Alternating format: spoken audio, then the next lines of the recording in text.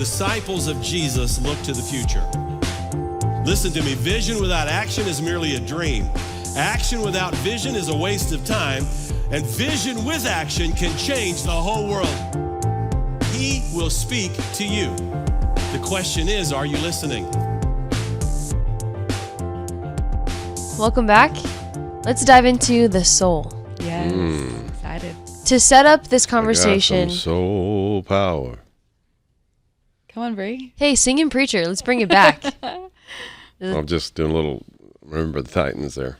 Best movie. What is your favorite movie? Ooh. I just have to pick one. If you had to pick one movie to watch Oh, I can't for answer at that. least a year, just 1 year, because that's a big commitment. Let's say 1 year, one movie. What's that movie? Right now, Yeah, right now. maybe Magnificent Seven, the new one. The newer one with Denzel Washington and Chris Pratt. Yeah, Chris Pratt. I was like, I think I've seen that. Yes. Yeah, that might be the one now. That's a Just- good movie.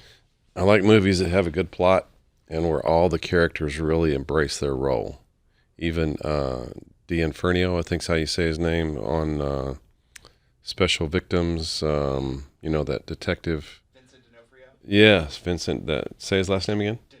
D'Onofrio. Vincent D'Onofrio. He played his role as Jack Horn so phenomenal. Huh.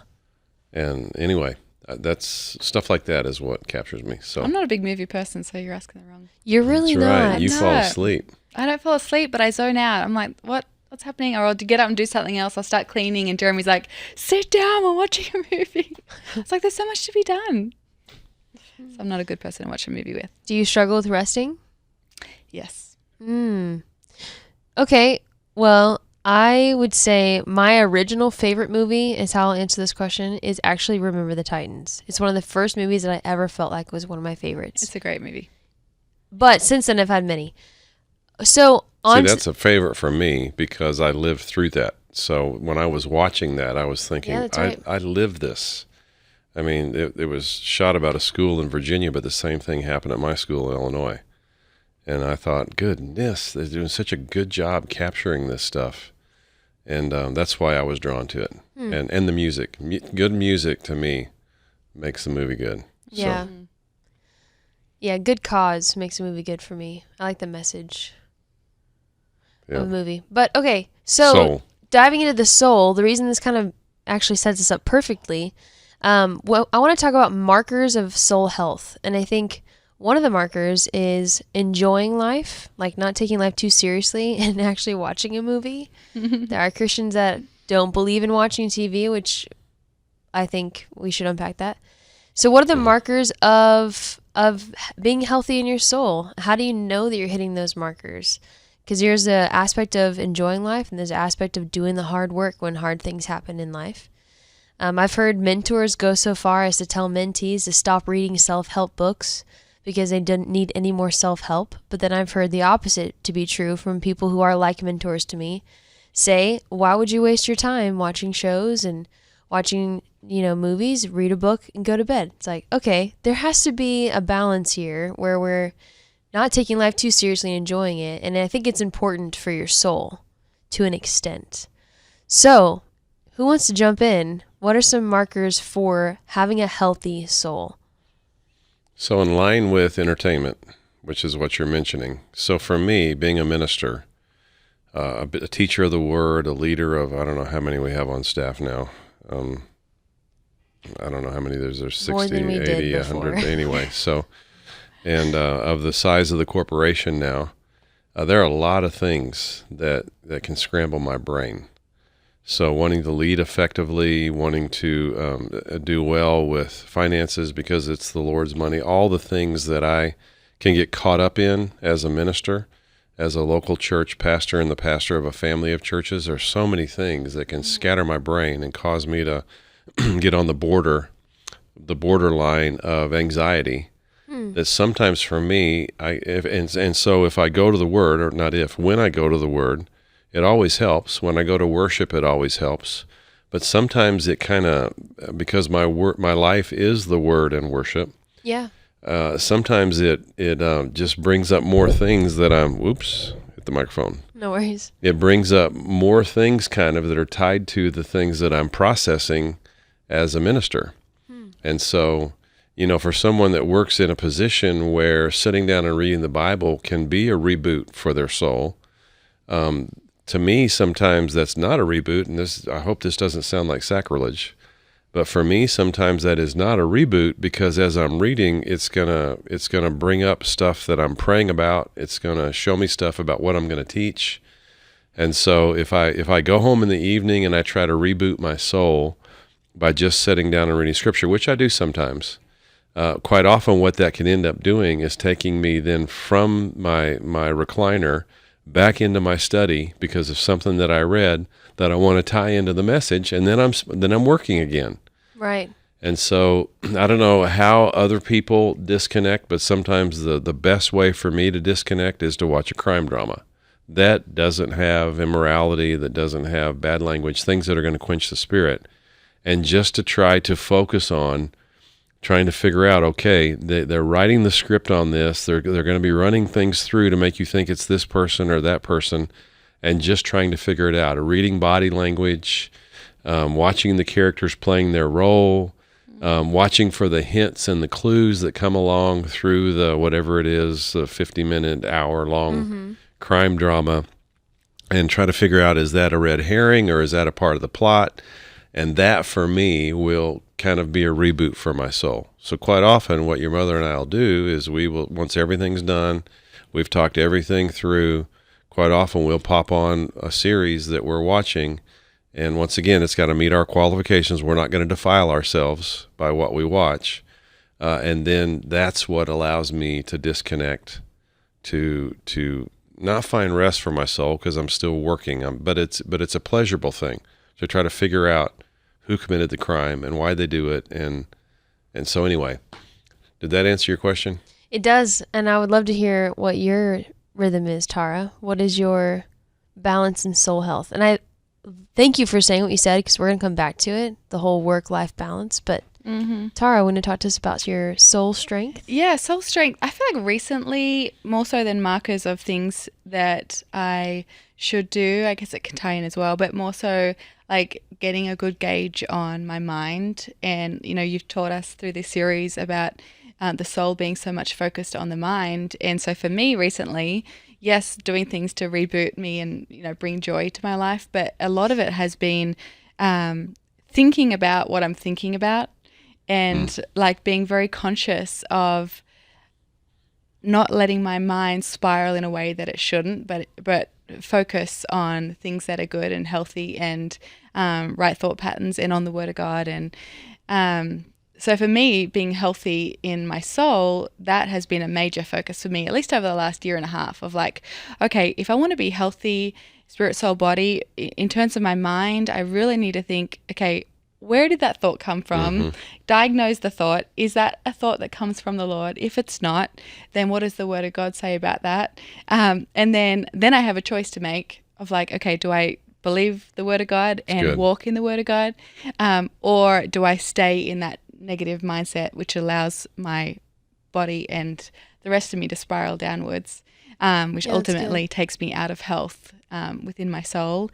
And so that takes a lot of, it requires being very deliberate, and it takes a lot of work renewing your mind. I feel like a lot more than, I always heard that as a Christian, you hear renewing your mind and it sounds like a great fun thing to do, but renewing your mind is very intentional and can be difficult to do. But when you are intentional with it, I feel like your soul feels so much more in line with who the Lord's called you to be. Yeah.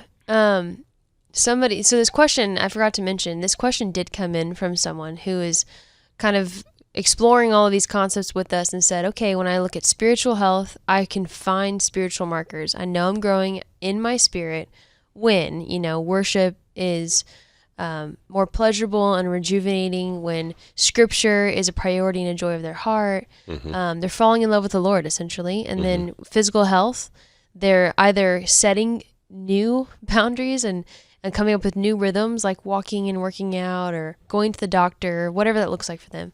But with the soul, there is kind of still such a mystery around it. Even though I think, Pastor Jeff, you did a great job unpacking it and Yes. setting it up. We got a lot of great feedback from people that just didn't understand their soul. But even understanding it, how do you then look at it and go, okay, here's how I can be strong in my soul? And I think you touched on one, work-life balance. I think that is a strength of the soul. And then you touched on another, mental health. Are there other facets to be strong in your soul? Yes. Okay. So something that I didn't teach in the series, I need this frog to quit jumping around in my throat.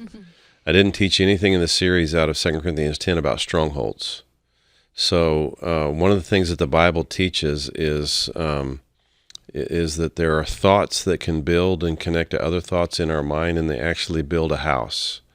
So, for example, a thought of fear can lead to multiple thoughts of fear that can lead to a stronghold of fear, so that everything that touches your life has to pass through that prism, that grid work of that stronghold of fear. A lot of guys are caught in strongholds of lust. So they've got one thought that leads to another, to another, to another, and they're consumed. Their soul is unhealthy because they're consumed so much about thinking about sexual things that it has formed a house in their mind, and it's like a stalemate. It stops them from being able to move forward. So what I didn't teach, but what can happen that causes souls to become unhealthy, is a collection of thoughts. And there are all kinds of terms that can capture those. Pride could be a stronghold. Fear could be a stronghold. Worry could be a stronghold. Lust could be a stronghold. Anger could be a stronghold, and on and on and on it goes. So one of the ways you can find markers, that's the question that you asked, find markers of moving towards soul health, is, are you being blessed by God, and are you staying in a place of faith and a strong place of pulling those thoughts down? Good, yeah. So you pull the house down. So you pull the nail thoughts out. You pull the roof tile thoughts down. You pull the window thoughts out. You pull the whole house down, so that whatever thought launches you into that house, it is no longer effective. And so that comes a lot of things. Of course, we've talked before in other episodes about being baptized in the Spirit, and then consequently to be consistently refilled with the Spirit, one baptism, many fillings. But one of the ways you can know that you're healthy in your soul is, how are things going in your thought life? Okay. Because everything starts with a thought. Right. Everything in the soul starts with a thought. And that's why it's mentioned first out of the three parts of the soul, mind, will, and emotions. Every time it's always mentioned first. The falling into temptation starts with a thought. Falling into a pattern of thinking that is destructive, or what I would call a stronghold, starts with a thought. Right. Yeah. And so understanding and recognizing those triggers, and then making a choice to say, no, wait, this isn't who I am. I'm redeemed. I'm new in God. Great, yeah. I'm a child of God.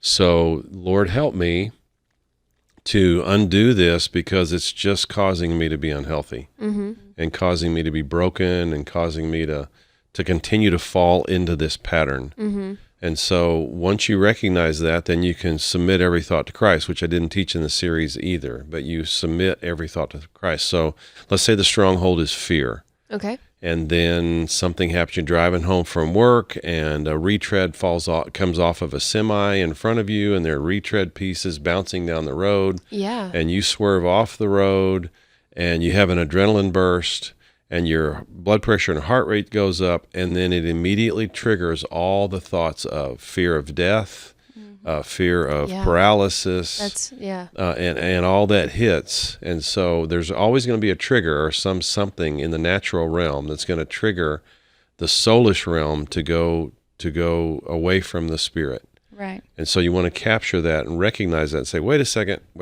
God, I know you didn't give me that thought. Yeah, the truck did throw a retread. Yeah, it did scare me. But no, I'm not going to go back into the fear mess that I've gotten into, and it's not going to wake me up in the night, and I'm not going to wake up and crawl underneath the bed, and I'm not going to be so fearful that I've got to run in the middle of the night and take more anti-anxiety medicine. No, instead, Lord, I'm going to trust you. So I give you these thoughts, I give you these feelings, I give you my heart racing right now. I give it all to you, and I now choose to trust you. And then you have scriptures that you quote, you have a song that you sing, and you allow the Lord to help you get out of that stronghold or out of that collection of thoughts. So that could be a marker for people to know, is their soul healthy or not? Sounds like you're saying a marker for for soul health. Sounds like you're saying a marker for soul health. Don't know what that's hard for me to say. I'm gonna say it again, and we can just piece together the proper way to say it. Sounds like you're saying the marker for soul health is self-awareness. Well, self-awareness and awareness of temptation and awareness of soul bondage. And you're also speaking to soul bondage as if it's everyone always. Is there a time in your life where you're maybe not pulling down a stronghold? Yes. So then what does health look like then? That you're helping other people. Oh. Good. How? Well, Christianity is not just about us and our well-being and everything going good for me and me being healthy, wealthy, and wise, and whatever markers that the world or aspects of Christianity have set up. It's not just that. We're not an island unto ourselves. We're part of a family, part of an army, part of a body. We're a part of the people of God. And there are plenty of people that aren't yet in the family that need to be in the family. So another marker for soul health is where your focus is. Too many deceptions and lies floating around in our world today as well. I'll go to that once I get myself healthy, once I get my issues dealt with. Well, a lot of times the best way to get your issues in perspective, they seem really, really big, but they're not that big. When you start helping somebody else, then your issues can seem really, really small. Mm-hmm. And so to me, we're not here. We're not an island to ourselves. We're not saved just for our personal salvation. We're saved to be a vessel of righteousness for the sake of the kingdom. Mm-hmm. And so I think one of the ways we can help our soul be healthy is helping other people. Okay. That's a marker. So we've got to get out of this it's all about me mindset. Christianity has become so inverted, especially Western Christianity is so inverted and so self-focused. We've got to get out of that. That's why we try, and I try to lead us from the platform. I try to lead that we magnify God, that we make God big all the time. And we're not always coming from a problem. We're going to the problem solver. Good. So I'll encourage you all, because it does affect our soul. I'll encourage those of you that are on the platform to not always have the ministry moment be from discouragement, from disappointment. How about toward the goodness of the Lord, toward faith, toward his phenomenal love that we can live in, toward his intercession and the blessings that are poured out from his right hand. And so we've got to change the way we're thinking so that we can change the way we're thinking. Good. Good. Tara, are there any markers of soul health that stand out to you? I loved everything that you just said, and I feel like that has been something that I've been researching as much as I can and just diving into the word about. And you're so right that it's when we take our eyes off our own situation, we're able to help other people. Does at least has been a reality for me that I feel like, my soul's in a good place because I'm able to take my eyes off my own situation and help others.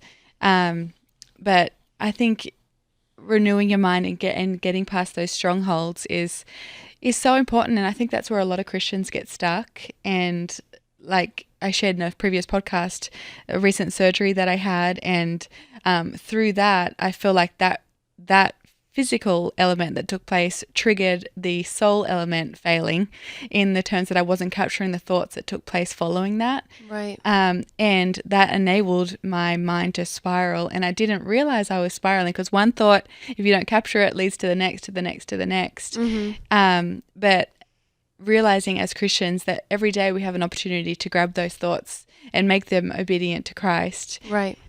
Does so much for us, our triune body, right. To be functioning in the best way possible. And then we're able to be a healthy person for somebody else. And right. I don't think it's even bad walking through those. At least for me, it's been looking back, I'm like, wow, I'm so thankful that I was able to learn all that through that journey, so I'm able to help other people. Mm-hmm. And I think sometimes we can shy away from being honest with where we're at.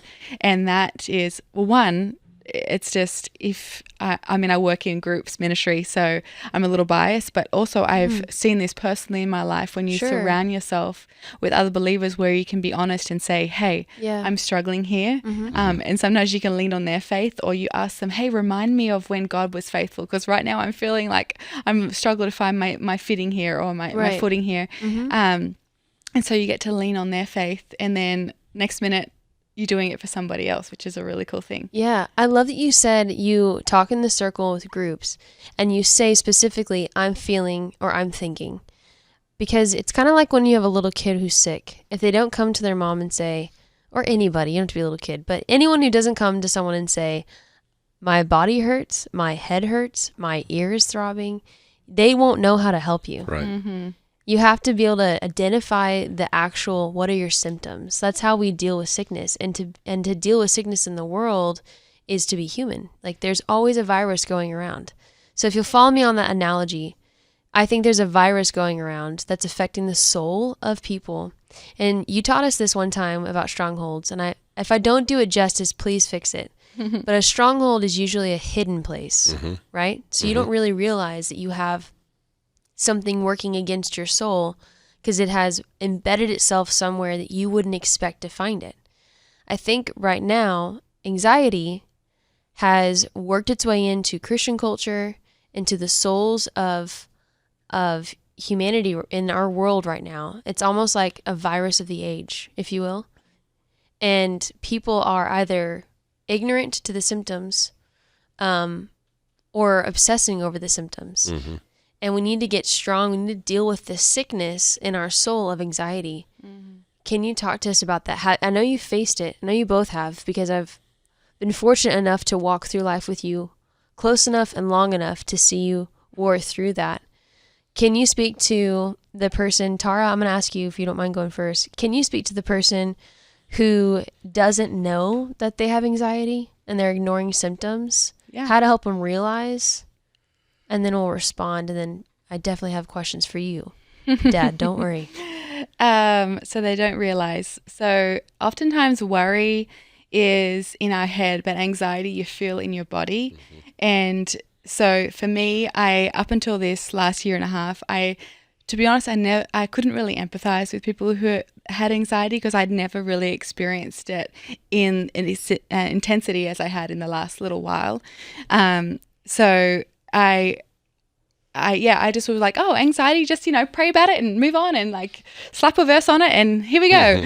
And great. yeah. Slap a verse on it. Like a Band-Aid. Like a Band-Aid. And all of that is obviously really powerful to do, like pray and put a verse on it. But for me in this previous season is working out the trigger. You mentioned that word a moment ago, figuring out the trigger of like, why am I feeling that way? Why am I suddenly, is my heart racing when there's no reason in this situation for it to? Oftentimes if you can figure out the trigger, then you can work out how to help yourself in that situation. So for me, it was that example that you just shared. It was fear. And so we went through a harder season, and I felt like we went through everything under the sun. Like my kids had strep throat, the flu, COVID, head lice, the stomach bug, all these things all within like a 6-week period. And so I catch myself like in a real panicky mode of like, okay, what's coming next? And like Chloe would go to bed at night and she'd cough, and then suddenly I would catastrophize it into thinking Chloe's dying. And like, I know that sounds silly now, but in the moment of someone who's having a panic attack or someone who's feeling extreme anxiety, you can't rationalize. You're Right. just, your mind is spiraling because you don't know how to grab a hold of it.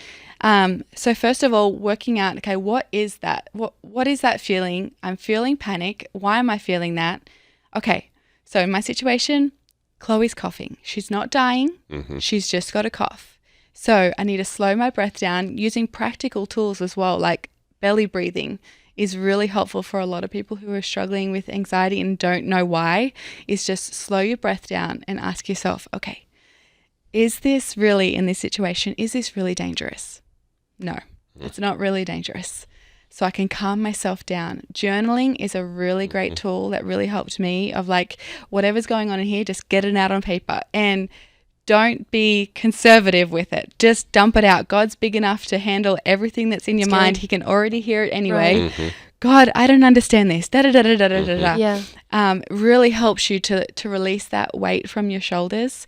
And then also talking to a trusted Christian friend as well is like, hey, I'm feeling this panic and I'm not sure why. Can you help me to identify it, or can you pray with me? Can you take me to the Word? So yeah, kind of working out where the panic is coming from is huge to being able to help it. But then once you've recognized where that anxiety is coming from, find out, at least this was really great for me, find out what the Word says about that situation, and then make a choice. Okay, am I going to lean on fear in this situation, or am I going to trust God? And, you have a choice. And oftentimes you lean on your flesh, and then you worry all through the night, and you wake up in the morning, you're like, why did I do that? That didn't help anybody. But when you put your trust in God, then your faith is renewed. And I recently watched a sermon, and the illustration was, create yourself a worry box and a God box. And every time you have a worry, write it down on a piece of paper and put it in your worry box. And then pick it up and hold it in your hand, and then walk around the house with it and carry it around like a physical object. And then when you're ready to give it to God, go put it in your God box. And then you're actually like laying it at His feet, put it in the God box.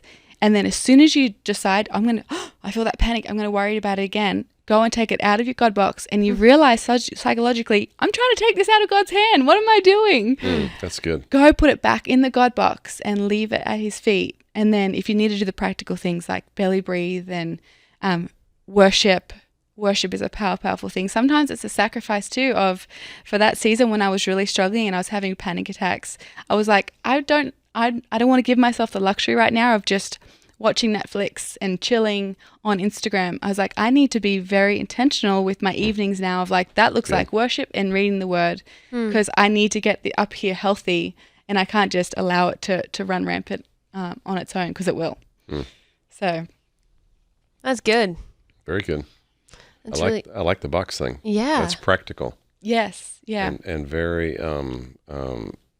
it's hands on. Yeah. Yeah. Grabbing it, and I like that. Taking something that is hard to conceptualize and make it be something you have to carry. Yeah, it's really good. Yeah. Thank you for sharing that, Tara. Yeah. You're welcome. I think it's so. I think it's a very important subject for us to talk about as Christians, because at least for me, before walking through this, I thought, I don't know, I never really heard many people share on anxiety, because I think Christians feel like, I can't share that because I'm embarrassed, or Christians shouldn't have anxiety. Christians shouldn't have a panic attack. Christians shouldn't see a counselor. I think all of that is rubbish. I think you need to be honest with where you're at. Right. And so that you can get help. And obviously the number one source for help is the Lord. Yep. But the way to get there is being honest, even with Him, and saying, God, I'm struggling. Help me. Help. I'm struggling. So, yeah. Maybe you should just do a whole podcast, Tara, and you just tell us everything that you've learned in this journey about anxiety. Because it sounds like you've got a lot. You shared on Sunday that you walked through a journey with anxiety too. I love what you shared about that. How about you dive into that a little bit more? Well, so we're talking about healthy soul, and everything starts with a thought, I believe. And the question is what happens after the thought takes place? And so I try to predetermine, pre-wire my will, which is the second part of our soul, to when such and such happens, I'm going to make a choice toward God. Because quite often what I'll do, and in the line of anxiety, when you're suffering physically, it's easy to believe, okay, this is going to ultimately take me down. This is going to weaken me enough that it's going to take me down. And so that's easy to get into anxiety there. But at the same time, that thought, as you just said, Tara, that thought didn't come from the Lord. That came at best from my flesh, or at worst it came from the enemy. And so thoughts come from the enemy of our soul, from the world around us, which can also be our flesh, and thoughts come to us from the Lord. So quite often what I'll do, and this is how I know if I'm keeping my soul healthy, is I'll counterattack.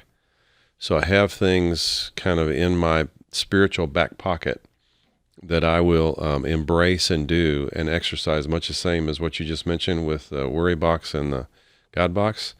Like one of mine is to, at the moment when I'm being hit with anxiety, I will counterattack with praying for people that I know that are lost to be saved. And so that gets me out of my own thoughts about my own problem and gets me into intercession Right. in prayer, which connects me back to God on behalf of other people. Good. Another thing I'll do is give thanks. And so I keep, and I encourage this every year, I keep a ongoing long list of all kinds of things that I'm thankful for, so that when I can feel my soul getting weak, or I can feel a stronghold trying to form, or I can feel something trying to manifest like anxiety, then a practical step for me in my soul is to just flip the script from that, which is all about me, to what I'm thankful about. And so I start expressing thanks. And inevitably what happens for me is it changes my perspective, changes my thinking, takes my focus to the Lord. And, I teach about an attitude of gratitude. I remember somebody became dissatisfied with the church and posted something on social media that gave me anxiety. And the two things that they criticized was that all of my solutions are either worship or give thanks. And I thought, if you're getting mad at me and leaving our church because my two solutions are worshiping and giving thanks, then you got a problem. And if you're listening now, please forgive me. I can't remember who you are, your name, or anything. So I'm not trying to indict anybody. I'm just saying there are things of the Spirit of God that can help our soul stay healthy, and we have the choice if we're gonna choose that or not. So Yeah. there are markers for everything, and there are also counterattacks for everything. So I'll pray for the lost. I'll give thanks. I'll worship. And those things inevitably help me to get my mind right Yeah. and get things straightened away. You said you read it and it gave you anxiety. Do you think anxiety is something that comes to us and there's nothing we can do about it, or that we receive? I know you said there's a thought, you come into an agreement with that thought, but you mentioned two things that I just want to give some clarity to. How did you know it was anxiety that hit you? And when it hit you, was it something that happened beyond what you could have stopped? Or is it going to happen anyway, you need to deal with it? Or is there a way for you to stop anxiety before it does hit you?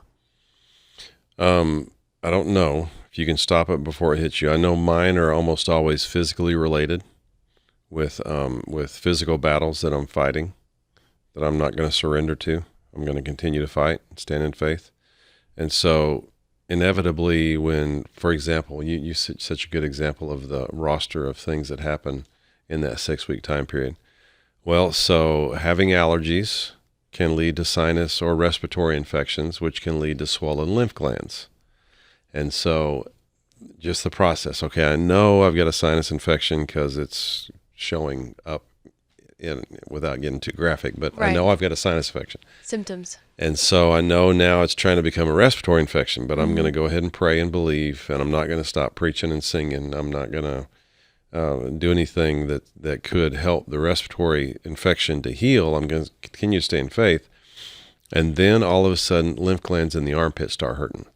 And so then I'm like, oh my goodness, this is cancer. Well, that did not come from God. Right. It's just a sinus infection, and lymph glands are trying to pitch in and do what God designed them to do, especially the ones sometimes underneath the jaw as well. They're just trying to pitch in and help the healing. Yeah. So get your mind right, son. Come on. Don't run down that path. It doesn't ever bring life. It always just adds more thoughts to the stronghold Yeah. or to the sickness of my soul. So then I just have that moment of realization and then get back to a blessed place. Yeah. I love that your perspective, and you can correct me if this isn't true, but what I heard you say as you were unpacking that is that some people, like Tara, have taken the approach to fighting against the sickness of anxiety, the stronghold of anxiety, by reclaiming the ground that's being taken. On that battlefield, she's reclaiming it. What you spoke to, which is insightful, is you talked about bringing the fight to better ground. You just took it, you flipped the script, took it somewhere else. I think that there's power in both. I think we can maybe get stuck in either one. But I would say if you're listening and you are fighting anxiety, if you are trying to take the ground back, maybe go with Tara's perspective.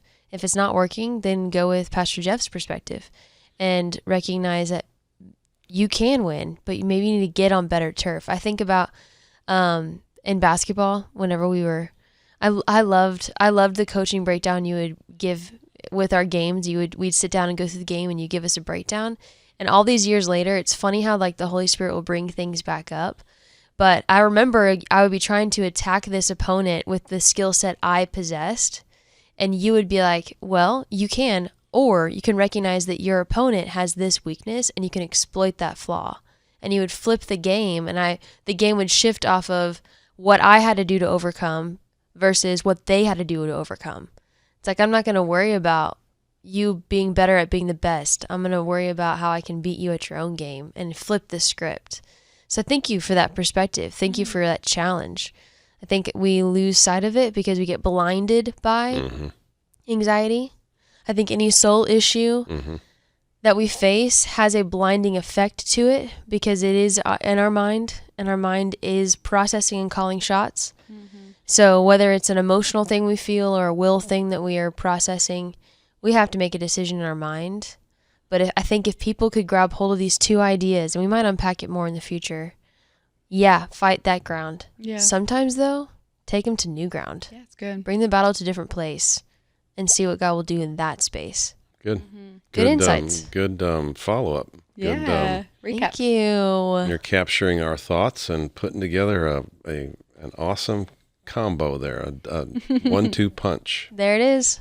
I want people to be strong in their soul, and it's such a Amen. tough thing. It is. So we're going to keep talking about it That's in where the battle is. future episodes. That's where the battle is. The spiritual battle is in the soul. Yeah. And I'd say too, if someone is listening and they are in the middle of that, like they're really struggling, anxiety can be so overwhelming for, if you've experienced it, it can be like totally consuming, and you can't, like, you're in the room, but you're not even in the room because it's just taking over your whole day, your whole world.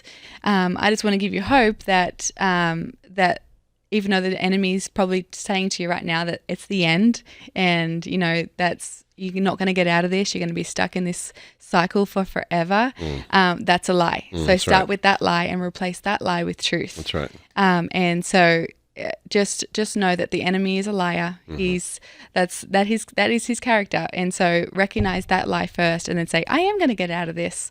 God hasn't given me a spirit of fear, That's right. but of power, love, and a sound mind. You have a sound mind, and so you will get out of this. Good. So. Very good. Yeah, I can't think of a better way to close out this conversation than a little preaching moment with Pastor Tara. Oh, nice. Powerful, honestly. Thank you so much. Yes. Thank you. Thank you both for your time and for your insight, and I can't wait. Thank you, Bree, the master host. Yes. Awesome.